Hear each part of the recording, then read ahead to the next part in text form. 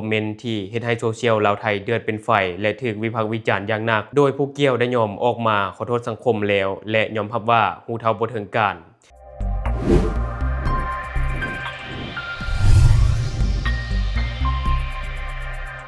สบายดีท่านผู้ชมยินดีต้อนรับเข้าสู่รายการ Talk the New และข่าวที่ข้าพเจ้าอยากจะนำเสนอในมื้อนี้ก็จะมาเว้าถึงเจ้าของคอมเมนต์ที่เฮ็ดให้โซเชียลลาวไทยเดือดเป็นไฟและถูกวิพากษ์วิจารณ์อย่างหนักซึ่งในตอนนี้ได้ยอมออกมาขอโทษสังคมแล้วโดยยอมรับว่าฮู้เท่าบ่ถึงการเดี๋ยวเราไปเบิ่งคลิปนี้นำกันสบายดีข้าพเจ้าสมใจวิไลวงศ์ห้องในบ้านได้มาขอโทษต่อเหตุการณ์ที่เกิดขึ้นที่ข้าพเจ้าได้คอมเมนต์เสียหายลงไปใน 2-3 วันก่อนนั้นเนาะมาวันนี้ข้าพเจ้าได้มาขอโทษต่อหน่วยงานกู้ภัย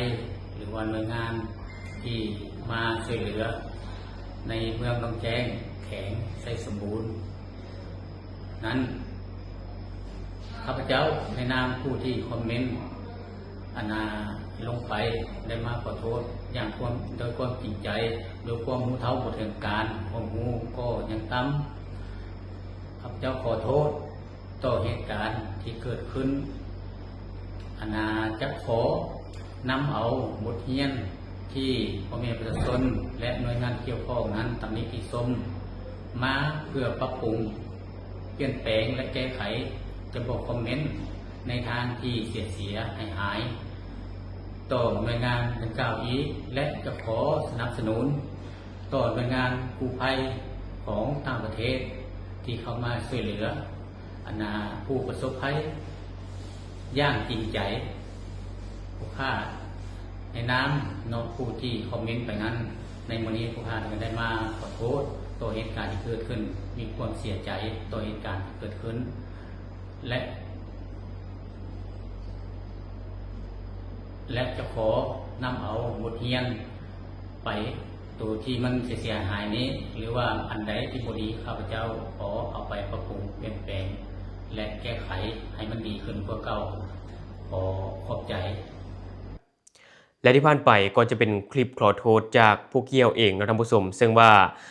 เพิ่นก็ไปถึงห้องในบ้านเนาะบ่น่าจะมาพาดย้อนคอมเมนต์อันเดียวนี่เลยเฮ็ดให้เสียหมดซึ่งการที่เราเป็นผู้ใหญ่นี่การที่เราเป็นผู้นำการควบคุมอารมณ์นี่เป็นสิ่งที่สำคัญหลายเพราะว่าการแสดงออกในสื่อสาธารณะเอาก็ต้องเพิ่มความระมัดระวังให้มันหลายกว่านี้เชื่อว่าตอนนี้เราก็คงได้รับผลกระทบและได้รับแรงกดดันหลายสมควรจึงได้ออกมาขอโทษ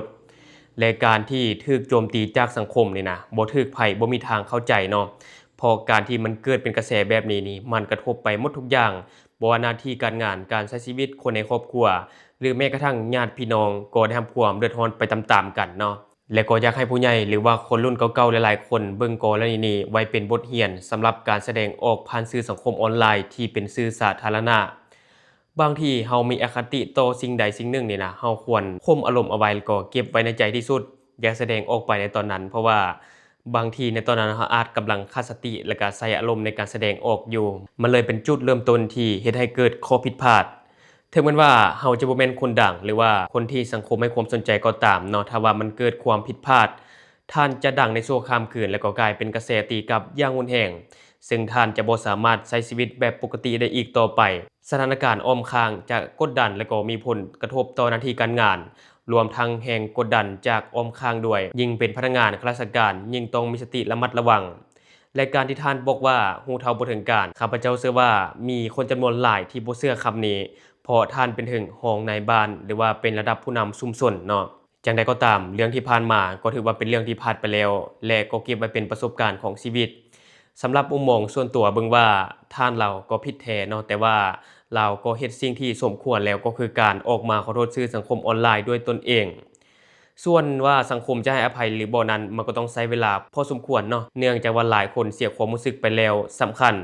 มันได้กลายเป็นเรื่องระหว่างประเทศและสิ่งที่ควรเฮ็ดต่อไปให้อยู่นิ่งๆที่สุดเนาะงดการใช้โซเชียลไปก่อนหรือว่าเก็บตัวก่อนช่วงนี้นะและบัดนี้มาต่ออีก1ข่าวอัปเดตสถานการณ์นาธรรมวันนี้วันที่26พฤษภาคม2026ตอนนี้มีหลายภาคส่วนจากสังคมได้ระดมกันเข้าไปช่วยเหลือในหลายด้าน ว่าจะเป็นเรื่องข้าวสารอาหารแห้งเนาะไปช่วยเหลือกับผู้ที่อยู่หน้าถ้ำแล้วก็ไปช่วยเหลือประชาชนแล้วก็ไปช่วยครอบครัวที่กำลังประสบภัยอยู่ในตอนนี้ที่เห็นตอนนี้มีเน็ตไอดอลสาวลาวก็คือเจนอมเนาะซึ่งว่าเป็นเน็ตไอดอลคนลาวที่หลายคนน่าจะรู้จักกันดีแล้วก็เป็นคนแรกๆที่ได้ขนเครื่องและสิ่งของไปช่วยกู้ภัยและชาวบ้านเดี๋ยวไปเบิ่งคลิปนี้นำกัน10 ล้านอัน10 ล้านแล้วแบบแบ่งย่อ7กนพอดีเดกนละ400,000ล้าน 400,000แม่นล้าน 400,000 ปลายท้องเรืออันน่ะ200,000กีบอย่างงี้แม่นเฮามาได้มาเยี่ยมเอาขอบใจหลายๆเด้อ แม่นตอนนี้มานาก็ให้สุขภาพแข็งแรงขาหลายคายขอบพระเยี่ยมตัวนี้น่ะบ่แม่นเงินเจนอมเด้อตัวนี้เป็นเงินของเอ้ยอ้ำกับไอ้ทอมมาให้อ้ำกับไอ้ทอมไฟเบอร์ไฟเบอร์อ้ำแม่นก็เลยตั้งหน้าให้เจนอมมาให้เพราะว่าเรามาบ่ได้ทางมันบ่ดีขอบใจเด้อ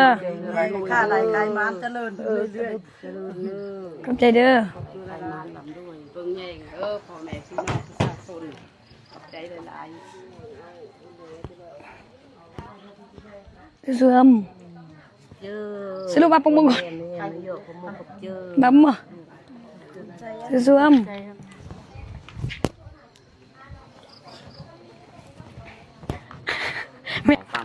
และเฮามอบเงินให้กับเจ้าแล้วและบ่ต้องลืมเด้อตัวนี้เป็นยาสีฟันปอกกี้สำหรับคนใดที่แคลขาวแคลเหม็นขาดความมั่นใจสูบยาหลายกินกาแฟหลายแคลเหลืองแนะนำเลยอันนั้นเป็นยาสีแคลนี่จะเป็นแบบนี้เลยราคาเพียงแต่หลัก10เท่านั้นสำหรับคนใดที่สนใจไว้สั่งซื้อแม่นพิมพ์คำว่าสนใจในใต้คลิปนี้เลยและที่ผ่านไปก็จะเป็นคลิปทางผู้ชมอันนี้ก็ถือว่าเป็นเรื่องที่ดีมันสื่อเห็นว่า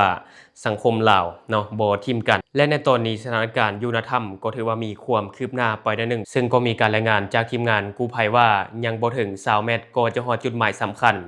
ที่คาดว่าผู้ประสบภัยทั้ง7คนอาศัยอยู่และมื้อนี้เป็นมือที่ลุ้นสุดๆทางผู้ชมว่าจะเจอทั้ง7คนหรือบ่และทั้งคนยังปลอดภัยอยู่หรือบ่ซึ่งข้าพเจ้าจะติดตามข่าวนี้ถ้าว่ามีอย่างคืบหน้าเดี๋ยวทางรายการของเราจะเก็บมาอัปเดตให้กับทางผู้ชมได้ทราบตื่นและวันนี้เราไปเบิ่งคลิปที่มีการสนทนากันระหว่างทีมงานกู้ภัยไทยครับผมทีนี้ในสิ่งที่ผมทำภารกิจคู่ขนานกันไปเนี่ยในพื้นที่โถงถ้ำเนี่ยนะครับเกี่ยวกับดำน้ำเนี่ยส่วนหนึ่งแล้วก็การวางแอร์ไลน์เข้าไปส่วนหนึ่งเพื่อทดแทนอากาศเสียนะครับเมื่อมวลน้ำมันลดลงแล้วเนี่ยผมเกรงว่าอากาศเก่าอากาศเสียที่อยู่ในพื้นที่ครับมันยังไม่โฟเท่าไหร่ก็เลยเร่งเตรียมวางแอร์ไลน์เข้าไปเป็นระยะทางประมาณ300 เมตรขั้นต่ำนะครับที่จะต่อท่อเข้าไปเพื่อให้เกิดความปลอดภัยให้กับทีมเสือส่วนหน้าครับแล้วมันมีมันเป็นอุปสรรคต่อการเข้าออกนะอุปสรรคการเข้าออกไม่เท่าไหร่ครับใช้ท่อขนาดเล็กครับย่อขนาดครับครับได้ครับเพราะสิ่งที่ห่วงเนี่ยอัดโลเข้าไปเลยใช่ไหมโฟตลอดเลยครับอัดโฟตลอดเลยใช่ครับแล้วก็ไม่ใช้เครื่องปั่นไฟครับใช้เป็นตัว power box ครับผมเพื่อป้องกันความเสี่ยงนะครับในขณะที่ทีมเข้าไปปฏิบัติการเนี่ยระบบเครื่องปั่นไฟอะไรต่างๆจะดรอปทั้งหมดครับไม่ให้ใช้ครับเพื่อความปลอดภัยให้กับทีม